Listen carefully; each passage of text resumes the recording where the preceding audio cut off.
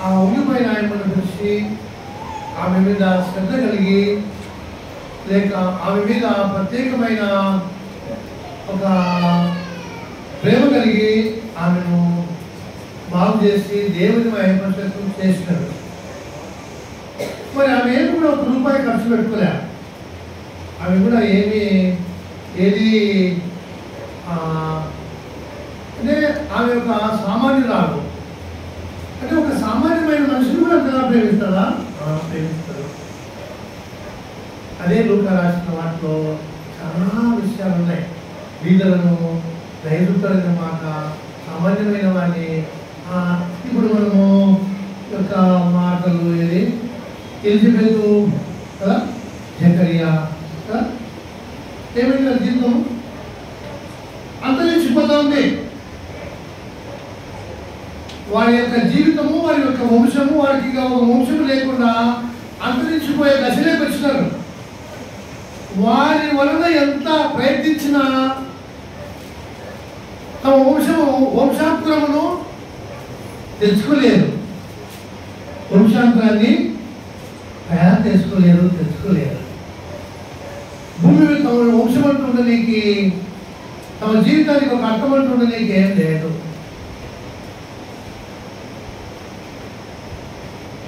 కనుక అటువంటి వాడిని ప్రేమించి వారిలో నుండి శ్రేష్టమైన కుమారుని బయటికి తెచ్చినాడు. కనుక నేనేం మాట్లాడుతున్నానంటే అంటే సుమార్త నీకు ఏం చెప్తానంటే, నీకు నాకు ఏం చెప్తానంటే, మరి అయ్యా నీ జీవితం ఏమైపోనికి ఆఖరి క్షణం వరకు నువ్వు అయిపోయిందిరా అనుకుంటే కూడా అప్పుడే తిరిగి నిన్ను బయటికి తేగలడు, తిరిగి నిన్ను ఎంత గొప్ప స్థితిలో ఉంచగలడు. అటువంటి శక్తి గలవాడు నీ దేవుడు అనేది గ్రంథము ఈ యొక్క 4 సువార్తలు మనకు అదే చెప్తుంది. అమ్మ అప్పలు ఒకరు రండి, ఒకరు ఉండండి. సండే స్కూల్ అప్పలు ఒకరు ఉండండి, ఒకరు రండి.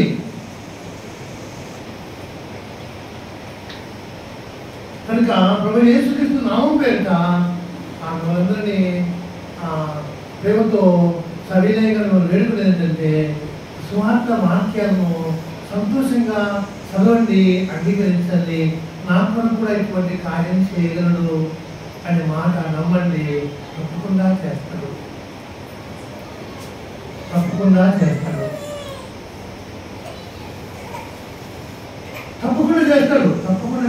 నా కొరకు కూడా కార్యం చేయగలడు అనే మాట నీ హృదయంలో ఉంచుకో. తప్పక చేస్తాడు.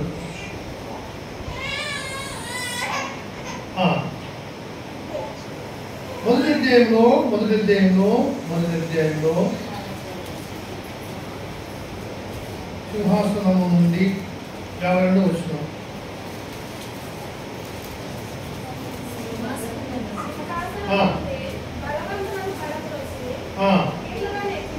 దీనులను ఎక్కించు.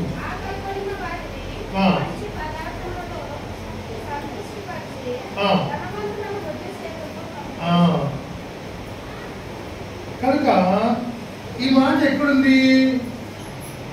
సమూయేలు గ్రంథంలో ఉంది. సమూయేలు గ్రంథంలో హన్నా పలికిన మాట మనం పలుకుతా ఉంది. మనం బాగా గమనించాలి. ఈ యొక్క లూకా ఎట్లు ఇవన్నీ సేకరించినాడు, ఎట్లు ఇవన్నీ తయారు చేసుకున్నాడు అనేది చాలా మనం జాగ్రత్తగా ఆలోచించాలి.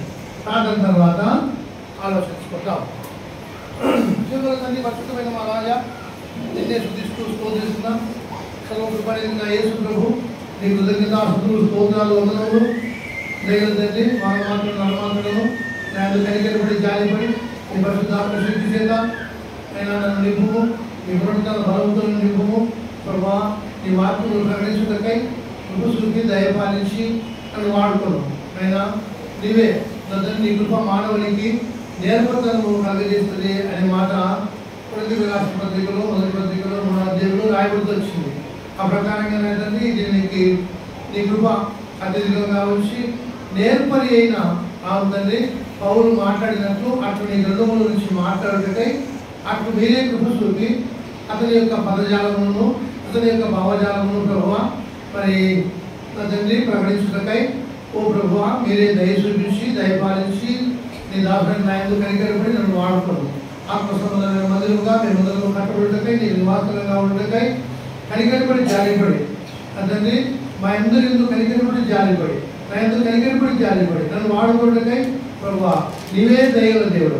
ఇప్పుడు అక్కర్లేని పనివానిగాను సత్యవాక్యం సరిగా ఉపదేశించేవానిగా ఈ దినాన్ని నా తండ్రి నీ నామం ముందు అవును ప్రభువా దేవుని యోగునిగాను అవును ప్రభువా ఇప్పుడు అక్కర్లేని పనివానిగాను సత్యవాక్యం సరిగా ఉపదేశించేవానిగా అందుకని మరొకసారి వేడుకుంటున్నా, ప్రార్థన చేస్తున్నా, ప్రాధాన్యపడుతున్నా, బతులాడుతున్నా. అట్లు మీ రక్త ప్రవృత్తిగా చూసుకోము అతని విశ్వాసంలో ఆగమించు మీ ఆత్మ విద్యలో మీ ఆత్మ అభిషేకం దయచేసి మీరే మీ ఆత్మశక్త మీరే పిలుచుకొని అక్కడ పరిగణించుకొని సభకు పరిధిగా నా రక్షకుడు నా ప్రభు నా రక్షకుడైన ప్రభుత్వమైన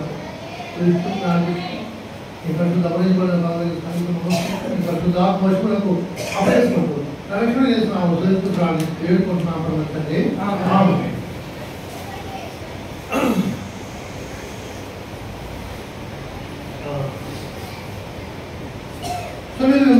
మొదటి గ్రంథము 2వ అధ్యాయము అడవలిగిన మాటలు కొన్ని మాట్లాడుకోండి.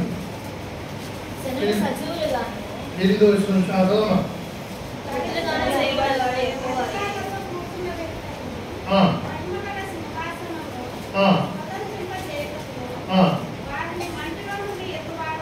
ఆయనే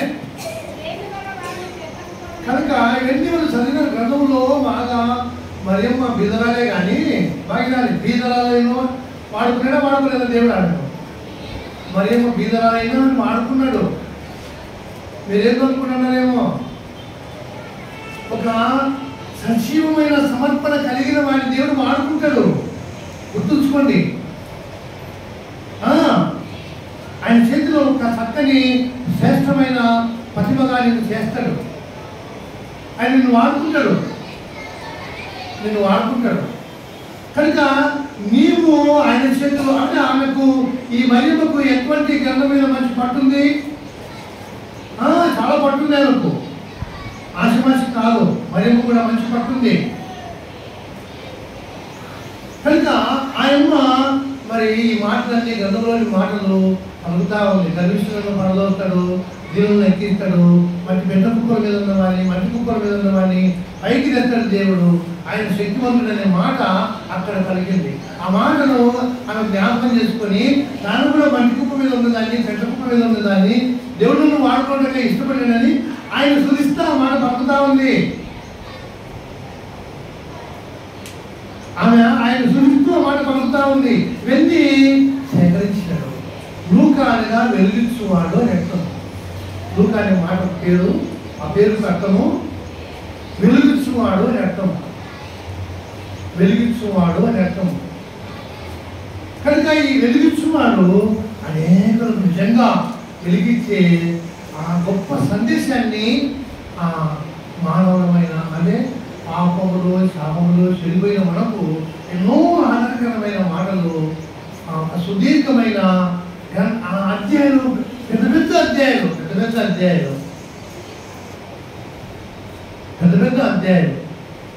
కనుక ఈ యొక్క ఎలిజబెత్ గురించి మత్తయిలో రాయబడలేదు, మార్కులో రాయబడలేదు, యోహానులో రాయబడలేదు. ఎందుకు రాయబడలేదు? నువ్వు పైన వారం వచ్చినాడు అమ్మా, ఆ యొక్క పైన వారం వెళ్ళలేదు కదా, ఎక్కడ నువ్వు ఆ యొక్క పైన వారం వెళ్ళలేదు వాక్యము సేవకుడిపోదు అవసరం, నువ్వు ఆ యొక్క పడిపో.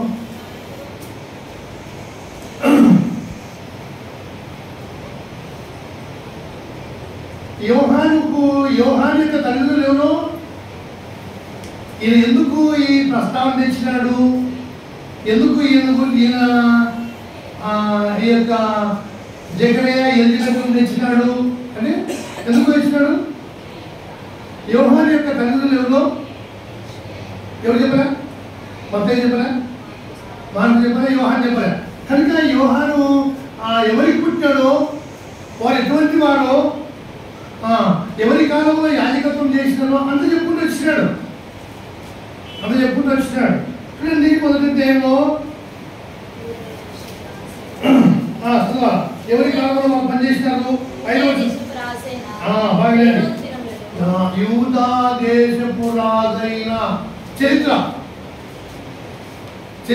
యూదా దేశపు రాజైన హేరోదు దినములలో అభియా తరగతిలో ఏ తరగతిలో ఈ యాజకులకు తరగతులు ఉంటాయి.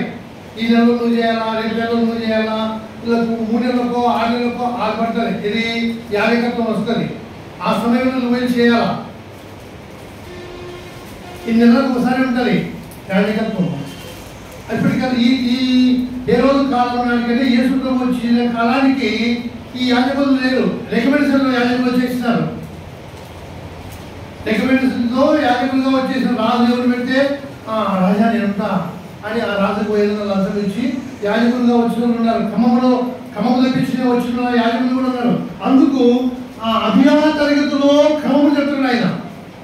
తర్వాత క్రమం తప్పైంది కనుక ఈ యొక్క ఇలా ఎంతో చక్కగా ఈ యొక్క చరిత్రను రాసినవాడు. అంటే 3వ అధ్యాయం అనుకుంటా, 2వ అధ్యాయంలో 2వ అధ్యాయం మొదటి వచనం 2వ వచనం చదవండి.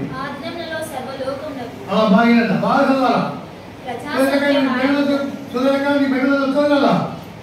చదువు చూడక బైబిల్ తీమా తీసి చదువు. బైబిల్ చదవండి. ఎందుకంటే చదివితే నీ మనసులో నిలబడిపోతుంది. అది నేను చిన్నప్పుడు చదువుతున్నాను. చిన్నప్పుడు ముత్యాల పాట చదువుతున్న మాట నేను నాకు ఇప్పుడు కట్టమాట వస్తుంది ఆ మాట. ఆ దినములలో సర్వలోకములో ప్రజా సంఖ్య రాయబడని కైసరు అధిపతి అయిన ఆజ్ఞాయను ఇది కురేనియా సిరియా దేశమునకు అధిపతి అయిన మొదటి ప్రజా సంఖ్య. అందరూ ఆ సంఖ్యలో రాయబడుటకు తమ తమ పట్టణంలకు వెళ్ళిరి. ఈ కైసరు ఐగుప్తు ఎవరు? ఈ కైసరు ఎవరైనా సీజర్ అగస్టస్ అని రోమా చక్రవర్తి. అంతకుముందు ఇతనికంటే ముందు రోమా పరిపాలకుడు పనికి రాకుండా అయిపోయినాడు. ఈ యొక్క కైసర్ అనే పేరు ఎందుకు వచ్చిందంటే ఈ కైసర్ అంటే ఆయన చాలా చక్కగా పరిపాలన చేసినాడు. చాలా చక్కని పరిపాలన చేసినాడు. ఆ పరిపాలన చేసినందుకు అతని దేవుడుగా ఆరాధించాడు. అప్పుడు ఏమొచ్చిందంటే యేసు పుట్టిన కాలానికి ఏమొచ్చిందంటే రాజులను ఆరాధించుతా వచ్చేసింది. దేవుని విడిచిపెట్టి రాజులను ఆరాధించుతా వచ్చేసింది. కనుక ఇతనికి కైసరు అనేది అతనికి బిరుదు. అతని పేరు సీజర్ అగస్టస్. కనుక నేనేం మాట్లాడుతున్నానంటే బైబిల్ చదవాలి, చరిత్రను చూడాలి. నేను చాలా బుక్కులు చదువుతాను, నేను చాలా మంది చెప్తుంటాను. నేను చాలా బుక్కులు చదువుతూ ఉంటాను. ఊరిక ఖాళీగా నిష్కారణంగా ఉండను. అట్లా దేవుని బిడ్డగా ఉండి అట్లా ఉండను. నేను చదువుతాను.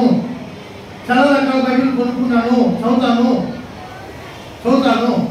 చరిత్ర పుస్తకాలు చదువుతాను. కనుక ఈయన అట్లు అందుకే పౌరులు కూడా ఏమంటాడు, నేను కైసరుగా చెప్పుకుంటా అంట. మహాసభ నేను కైసరుతో చెప్పుకుంటా, నేను ఇక్కడ ఏముండను, నేను అక్కడికి పోయి చెప్పుకుంటా అన్నప్పుడు అప్పుడు మళ్ళా రోమాకు ప్రయాణము ఖైదీగా ప్రయాణమయ్యాడు. కనుక నేనేం మాట్లాడానంటే అటువంటి అంటే చరిత్ర ఇది ఎవరు కూడా తప్పు పట్టలేని లోకంలో గ్రంథాలు చాలా ఉన్నాయి. దాని పట్టి చరిత్ర లేదు, చరిత్ర ఆధారాలు లేవు.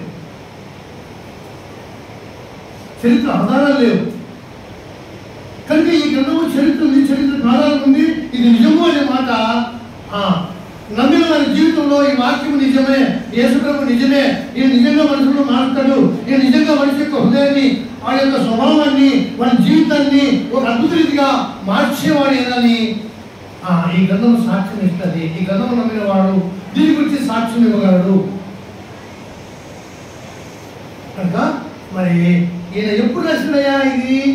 ఎప్పుడైతే ఎప్పుడు ఈయన చిన్న ఆసియాలో ఉన్నాడు. ఆయన లూకా చిన్న ఆసియాలో ఉన్నప్పుడు పౌలు అక్కడికి వెళ్ళినప్పుడు అక్కడ ఉన్నాడు. 17 అపొస్తలుల కార్యములు 17వ అధ్యాయం చదవండి. మొదటి వచ్చిన పొందవాలి.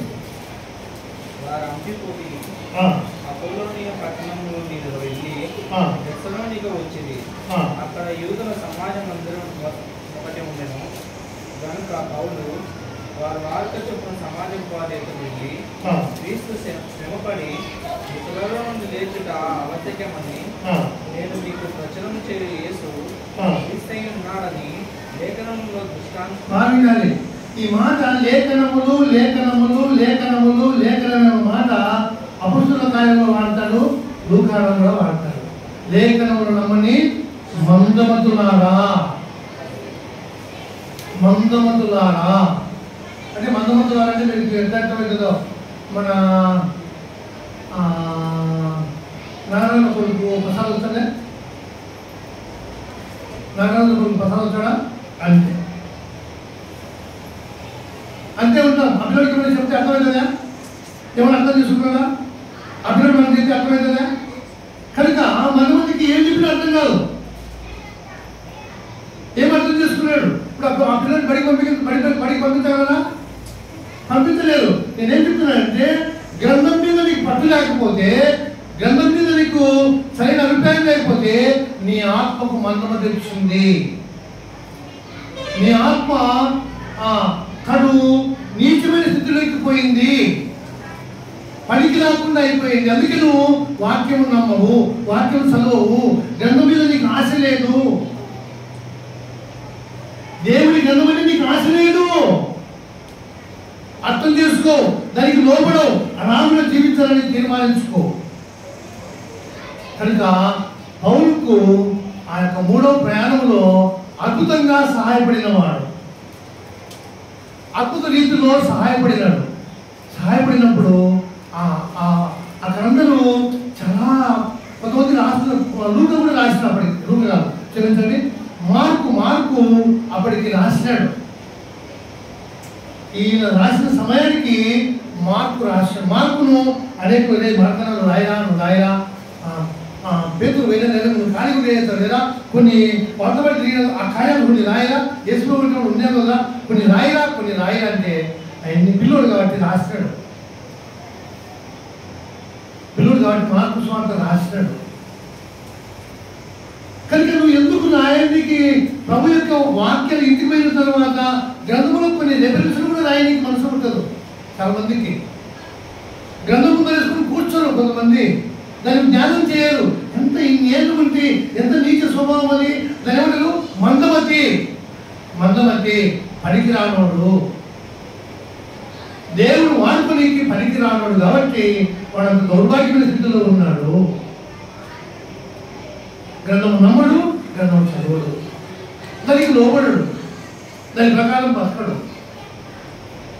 కనుక అయితే మొదటి అధ్యాయంలో చూద్దాం.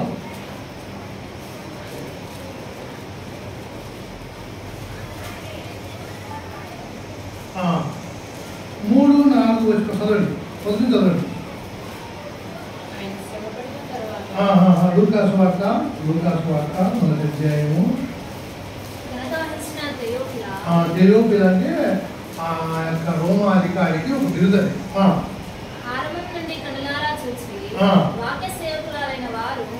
మనకు అప్పగించిన ప్రకారం మన మధ్యను నెరవేరిన కార్యములను గూర్చి వివరముగా రాయటకు అనేకులు పూనుకున్నారు.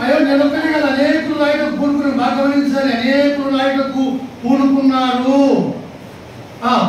నీకు ఉపదేశించబడిన సంగతులు నిశ్చయంగా జరిగినవని నీవు తెలుసుకున్నట్టు వాటన్నిటిని మొదట నుండి తరచి అంటే చూసి ఇది కాదా అదా ఇదా ఏది రాసి వాళ్ళకంటే ఈయనకంటే ఏది తలచి కనుక యూదులతో పోయి వాళ్ళ కాడికి పోయి ఆయన నువ్వేం చేసినారు, నీ కొరకు ఏం కార్యం చేసినాడు, ప్రభు నీతో మాట్లాడితే నువ్వేం మాట్లాడి విలేకరి మాదిరి విలేకరులు మాట్లాడినట్టు నువ్వు మాట్లాడితే ఆయన ఏం మాట్లాడాడు, ఆ మాట నువ్వేం చెప్పినావు ఇవన్నీ వారి దగ్గరికి వెళ్ళి ఎంతో శ్రమపడి నడిచిపోయిందే. బండేసుకొని పోయి గురుడేసుకొని పోయేది కాదు, ఇప్పుడు బండేసుకొని పోయి కూడా పెట్రోల్ పోతుందని, పెట్రోల్ నష్టమవుతుందని ఘోరమైన దౌర్భాగ్య స్థితిలో ఉన్నారు జనాలు.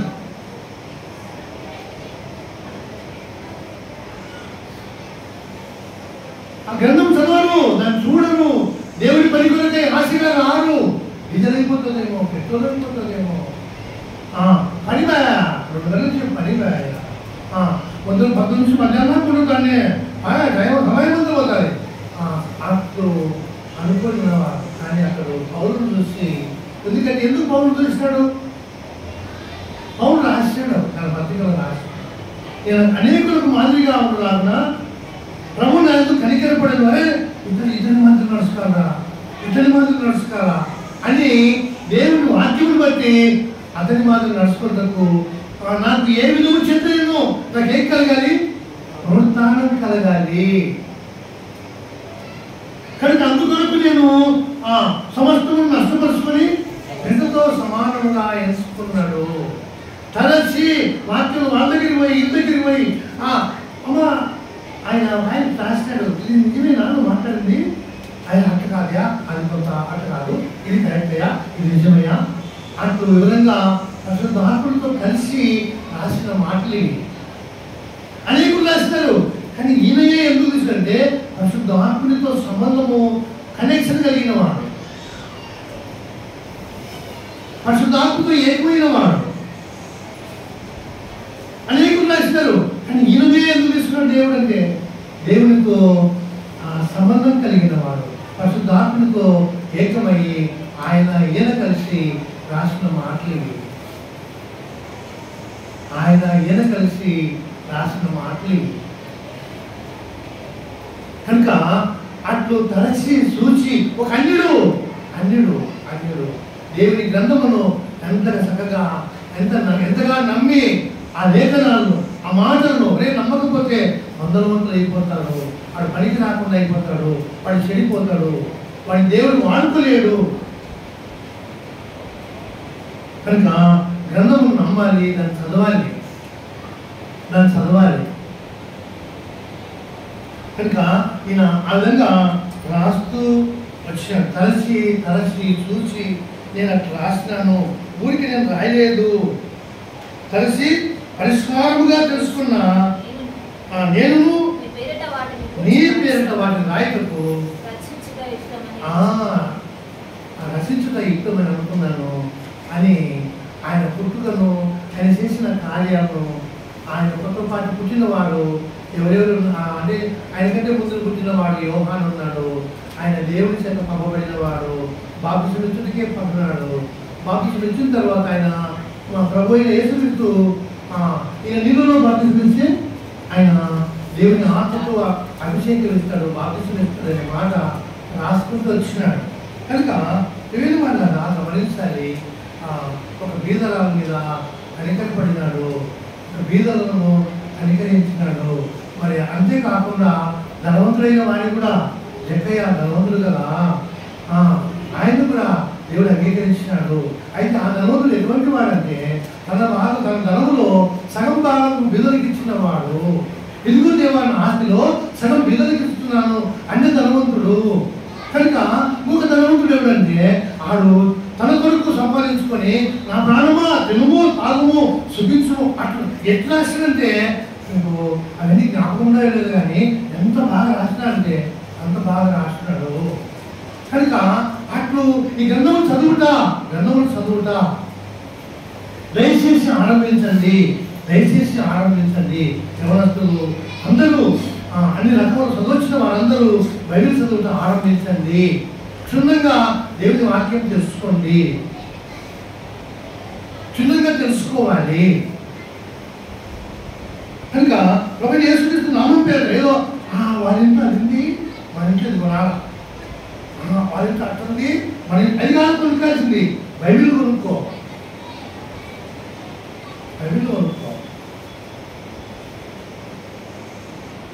మన మందిరంలో కాయలు నాకు 1650 రూపాయలు పెట్టి బైబిల్ కొనుక్కున్నాను. ఇప్పుడు దాదాపుగా 15 ఏళ్ళు అయిపోయిందట. దాన్ని 5-6 సార్లు చదివినా.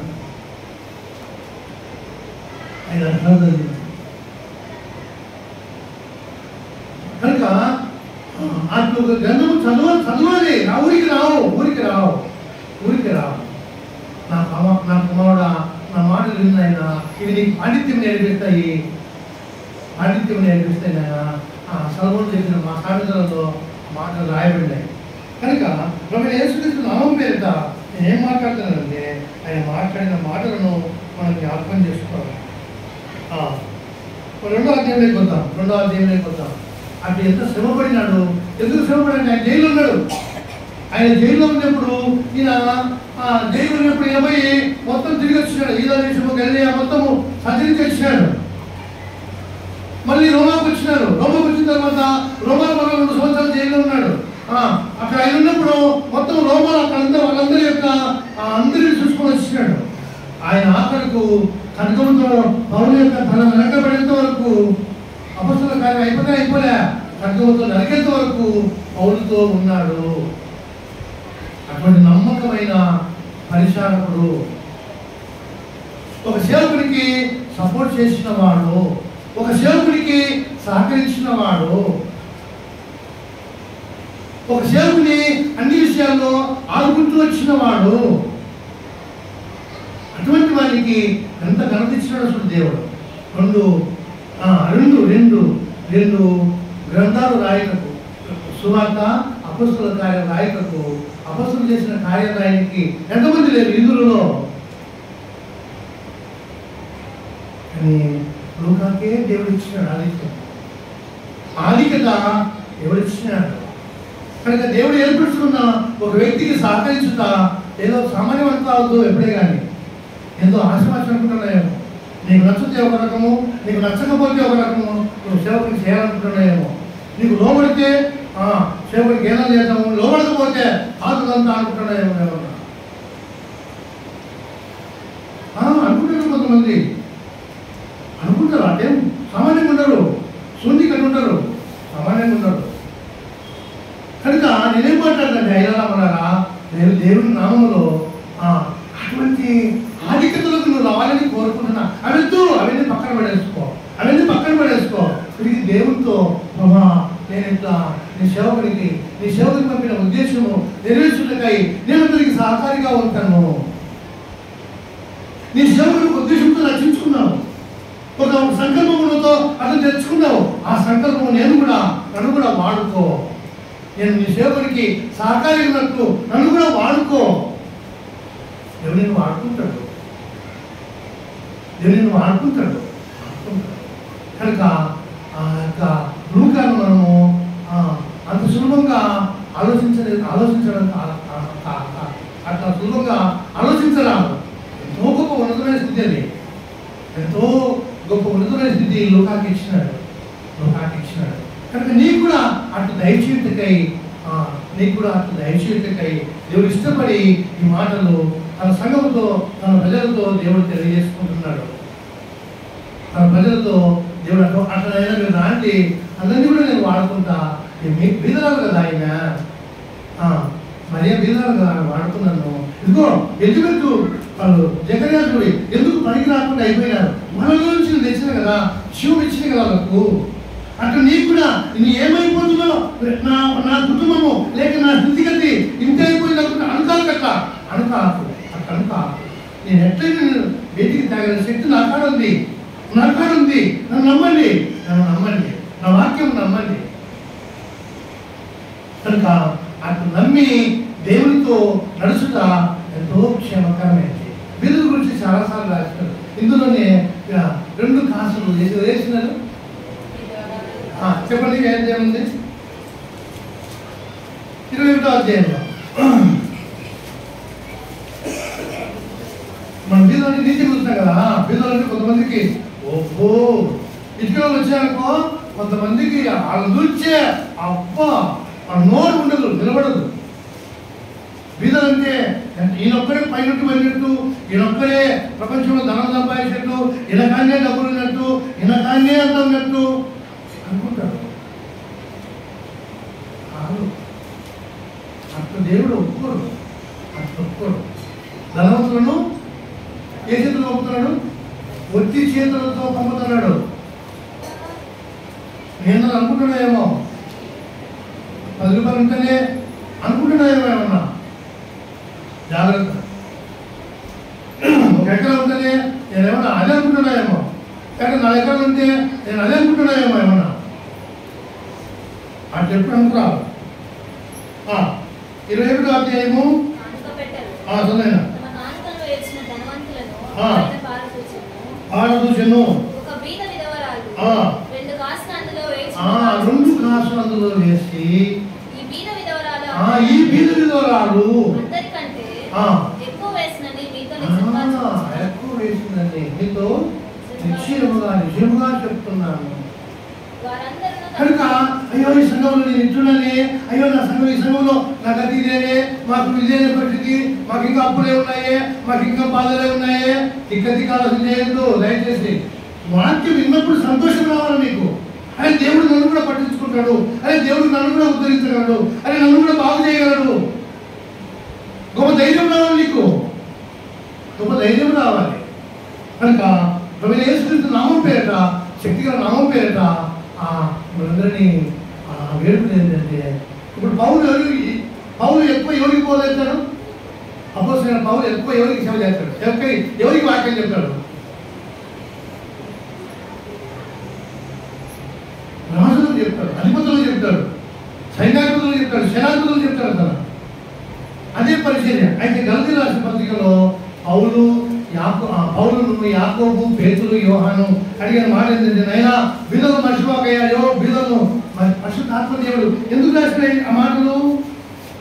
గలతీ రాసిన పత్రికలో బీదలను మర్చిపోవాకు, వాళ్ళని జాగ్రత్త చూసుకో, వాళ్ళకు కూడా వాక్యం చెప్పు. నైనా పౌలు వాళ్ళకు కూడా వాక్యం చెప్పు, వాళ్ళని మర్చిపోవాకు, వాళ్ళు తక్కువ చూసావు, జాగ్రత్త జాగ్రత్త.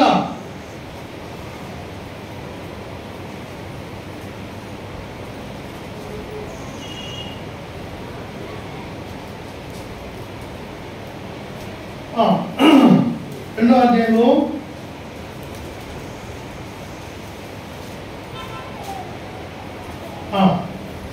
8, 9 చదవాలి.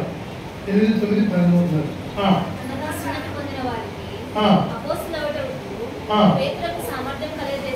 నాకు సామర్థ్యం కలిగజేసిన వాడు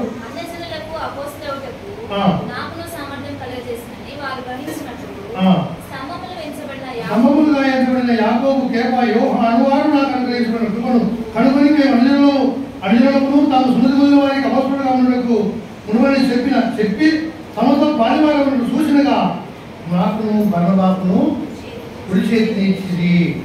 మేము బీదలను జ్ఞాపకం చేసుకున్నామని మాత్రమే మమ్మల్ని కోరిరి. ఎందుకు అయినా నువ్వు పెద్దలకు వాక్యం చెప్తావు, బీదలకు కూడా చెప్పిన ఆయన అంటే విద్యావంతులకు చెప్తావు. అయినా నువ్వు విద్యావంతులకు మంచి నేర్పిన వారికి వాక్యం చెప్తావు. అంతేకాదు వీళ్ళకి కూడా వాక్యం చెప్పు. మంచి విద్యావేత్త కదా, మంచి వేదాంతి కదా, అవును మంచి వేదాంతి కదా. నేను కూడా వేదాంతి కావాలి, నేను కూడా కనుక నేను వేదాంతికి నేను అంతగా చెప్పాలనే చాలా చాలా చాలా చదివి నేను చదువుతూ ఉంటాను. కనుక ప్రభువైన యేసుక్రీస్తు పరిశుద్ధమైన నామములో, ఘనమైన నామములో అటు పరిశుద్ధాత్మ దేవుడు బీదలను ఆరిని ఆయా పరిస్థితుల్లో ఇక పనికి రాము అనుకున్న వారిని కూడా భయపడొద్దు అనే మాటలు లూకాసు వార్తలో చాలా రాసినాడు.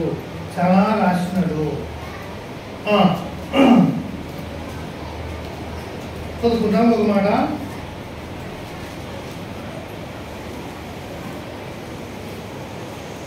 ఎవరు రక్షించబడినారు? 7వ అధ్యాయంలో ఎవరు రక్షించబడతారు, ఎవరు రక్షించబడరు, ఎవరు మాట వింటారు, ఎవరు మాట వినరు,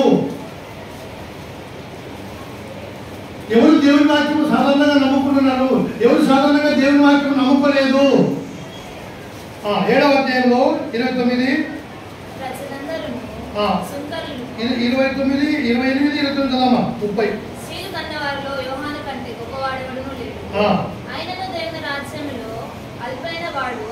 దేవుని రాజ్యములో అల్పుడైన వాడు, అల్పుడైన వాడు. నువ్వేమన్నా అల్పుడు అనుకుంటున్నావేమో, నువ్వు యోహాను కంటే గొప్పవాడు. నువ్వు వాక్యం పట్టుకో, భయపడాకు. నువ్వు అల్పుడు అనుకుంటున్నావు కదా, వాక్యం పట్టుకో, యోహాను కంటే నువ్వే గొప్పవాడు. ప్రభు చెప్తున్నాడు.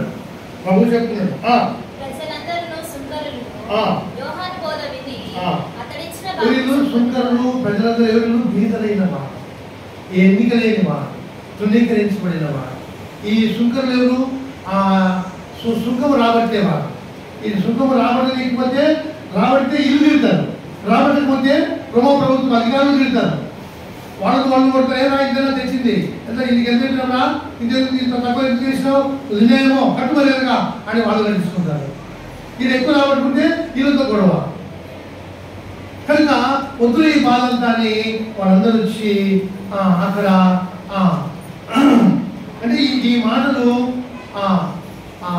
3వ అధ్యాయంలో రాసినాడు. యోహాను దగ్గరికి వచ్చి అడిగితే ఆయన వీళ్ళకు 2 సంఘాలు ఉంటే నీకు 2 సంఘాలు అంటే 1 సంఘం ఇంకొకరికి లేనోడికి నీకు అన్నం ఉంటే వాడికి పెట్టు ఏంటి యోహాను చెప్పాడు.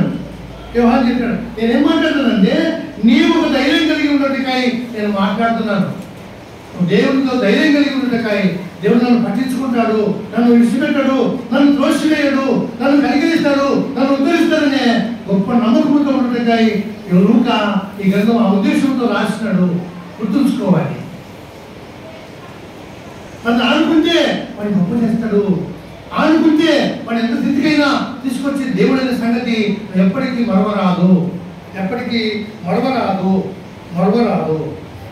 కనుక ఎవరు తిరస్కరించిన వాక్యాన్ని? పరిసయ్యులను, ధర్మశాస్త్ర ఉపదేశకులను. మేము తెలుగులము, మేము మేధావులము, మాకు అది తెలుసు ఇది తెలుసు అనుకుంటే వాడు రక్షణ పొందడు. దేవుని సంకల్పమును బాప్తిసం పొందడం ఏంటది? దేవుని సంకల్పం అది. బాప్తిసం పొందకుండా ఊరికి కాలం గడిపేది నిరాకరించడం, దేవుని వ్యతిరేకించడం, దేవుని తిరస్కరించడం. కనుక దేవుని వాళ్ళారా అట్లు అయ్యా ఎవరో కాదు, ఓ దేవుడిలా ఇట్లా వీళ్ళని కూడా దేవుడు అంగీకరిస్తూ వచ్చినాడు. వాక్యం వీళ్ళు అంగీకరించినాడు, వీళ్ళు కూడా చేర్చుకున్నాడు. ధర్మశాస్త్ర ఉపదేశకులు, ప్రధాన యాజకులు అందరూ తృణీకరించబడిన దేవుని పోగొట్టుకున్నారు. వారు దేవుని దూరపరుచుకున్నారయ్యా. దేవుడంటూ దేవుని పోగొట్టుకున్నారయ్యా. వీళ్ళు దేవుడు కావాలని దేవుని పట్టుకున్నారయ్యా అని ఆ దేవులకు రాసిన మాటలు చదివేటప్పుడు ఎవరు చెప్తున్నాడు ఈ మాట అనేది మనసులో నీ మధ్యలో ఉండాలి. దేవులకు చెప్తున్నాడు ఇట్లా, ఇదంతా ఆయన కోసం రాసినాడా? అది నీ మధ్యలోనికి రావాలి, నీ హృదయంలోనికి రావాలి. కనుక వివిధ వాళ్ళ యేసుక్రీస్తు నామం పేరిట మనం వేడుకుంటున్నాను. యోహాను యొక్క లూకా ఎంత ఘనంగా రాసినాడో మనం గమనించాలి. మనం 2వ అధ్యాయానికి వద్దాం. మొదటి అధ్యాయానికి వద్దాం. 54వ వచనం చదువుదాం. అబ్రహామునకును అతని సంతానమునకు యుగాంతముల వరకు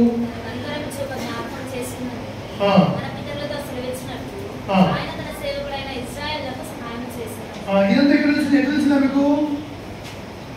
ఈ మాటలన్నీ మర్యాద ఎట్లా తెలిసింది మనకు? అబ్రహాము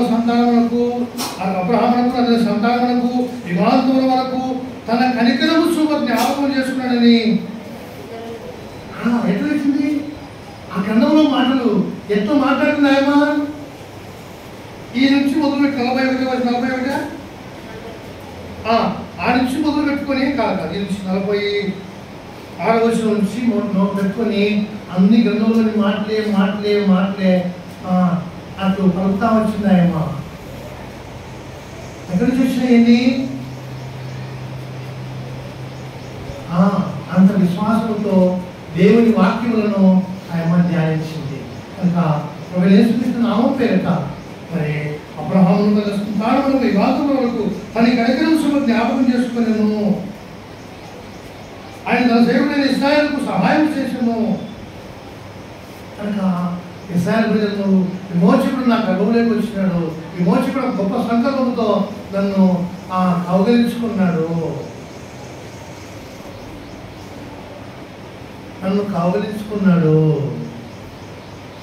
విమోచకుడు నాలో నుండి వస్తున్నాడు. పాపములను ప్రయాణించేవాడు వస్తున్నాడు. పాపములకు నివృత్తి కలిగేందుకు వస్తున్నాడు. పాప ప్రక్షాళన చేయటకే వస్తున్నాడు. దేవుని గొర్రెపిల్లగా ఇదిగో ఒక పాపమును మోసుకొని దేవుని గొర్రెపిల్లగా లోకానికి వస్తున్నాడు అని ఆయమ్మ ఈ మాటలు రాస్తుంది. కనుక మన గ్రంథం మీద పట్టు లేకపోతే దేవుడు మనల్ని వాడుకోలేని సంగతి గుర్తు పెట్టుకో. పట్టుండాలి, గ్రంథం మీద నీకు ఒక పట్టుండాలి. కనుక దావీదుకును ఇశ్రాయేలుకును కదా అబ్రహామునకును ఇవన్నీ ఎందుకు అట్లా అనుకున్నాయి? ఎంత సంకల్పంలో వస్తున్నాయమ్మా? ఆ సంకల్పాన్ని దేవుడు నెరవేర్చడం ఎంతగా విశ్వసించింది? దేవుడు సంకల్పమును నా ద్వారా కొనసాగిస్తున్నాడు. నా గర్భంలో నుంచి దేవుడి సంకల్పం నెరవేర్చేవాడు వస్తున్నాడు. ఎంత చక్కగా విశ్వసించింది. కనుక ఆయన నామం పేరట ఆదేశపడుతున్నాను. దయచేసి దేవుడి గ్రంథం చదువుతాయి. నేనేమంటానంటే నువ్వు ఇప్పుడు ఒక ఆయన కూడా రక్తస్రావం వస్తాయి కదా, ఆయన కూడా ఏమైంది?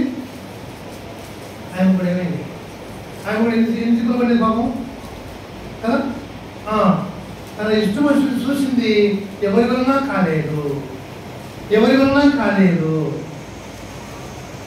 వలన కాకపోయినా ఈయన దేవుడు. మానవునికి అసాధ్యమైంది దేవునికి సాధ్యము. నీ దేవునికి సాధ్యము.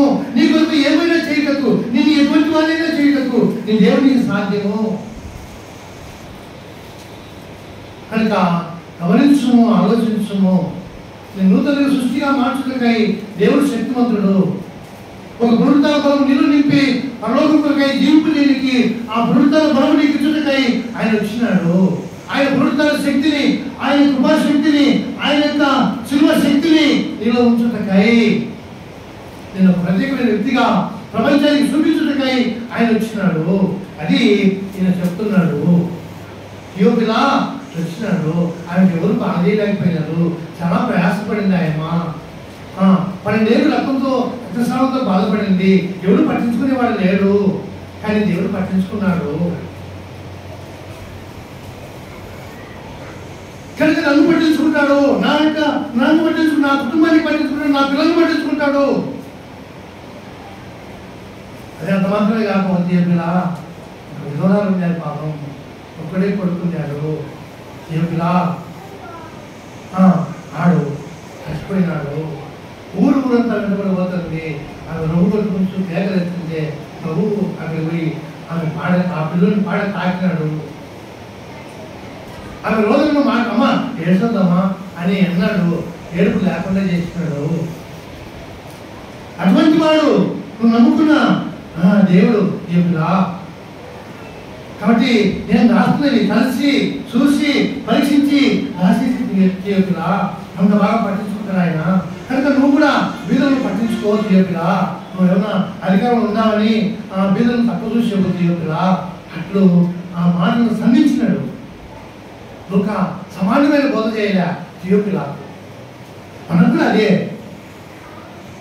కనుక నువ్వు గ్రంథంలో ఆశమసిగా నీ మనసులో అనుకాకు ఏదో పెద్ద మేధావిని లోకంలో 4 మాటలు మాట్లాడితేనే నువ్వు పెద్ద జ్ఞానివని ఉప్పొంగిపోవాకు. ఇప్పుడు నేను ఈ మాటలని మాట్లాడాలని నేనేదో పెద్ద మీకంటే పెద్ద ఏదో ఏం కాదు, నేను కూడా ఏం కాదు. అందరము ఎన్నో రకాల బలహీనలు కలిగిన వారు. అయితే దేవుని వాక్యం ఈ దినం మనం చెప్తుంది. అసలు నేను కూడా లోబడి లూకవలేని ప్రభా, నేను కూడా నీకు సహకారిగా ఉంటాను, నేను కూడా నిన్ను గురించి మాట్లాడగలను. ఎవరితో? థియోపిలతో, రోమా ప్రభుత్వ అధికారితో, ఒక గొప్ప గౌరవనీయమైన పదవిలో ఉన్న వారికి రాస్తున్న మాటలివి. కనుక అట్లా ఎటువంటి గౌరవప్రదమైన ఉద్యోగం ఉన్న, గౌరవప్రదమైన మంత్రివర్గం దగ్గర ఉన్న ఒకవేళ తటస్థిస్తే నువ్వు కూడా వారితో మాట్లాడటకై, వారికి నీ ప్రభువైన యేసుక్రీస్తును ధనంగా బోధించుటకై నేను ఆ వాక్య సారము నీ కాడ ఉండాలి. వాక్య సారాంశము నీ దగ్గర ఉండాలి. అంతగానో చదవాలి. కాలం వెళ్ళబుచ్చాకు. నేనేం చేయలేని అనుకోవద్దు. ఏమైనా నువ్వు ఏమైనా చేయాలనుకుంటే దాన్ని చేతికై నేను పురికొల్పేవాడు. ప్రార్థన చేసుకున్నాను. టైం ఉంది, ప్రార్థన చేసుకున్నాను. కనుక గ్రంథం చదవండి. మనలో పనింది నీవు, నేను కూడా ఈ ఊకాలని ప్రయాసపడతాను. నన్ను కనికరపడు, నన్ను కూడా వాడుకో అనే మాటలు నీ హృదయంలో నుండి రాని.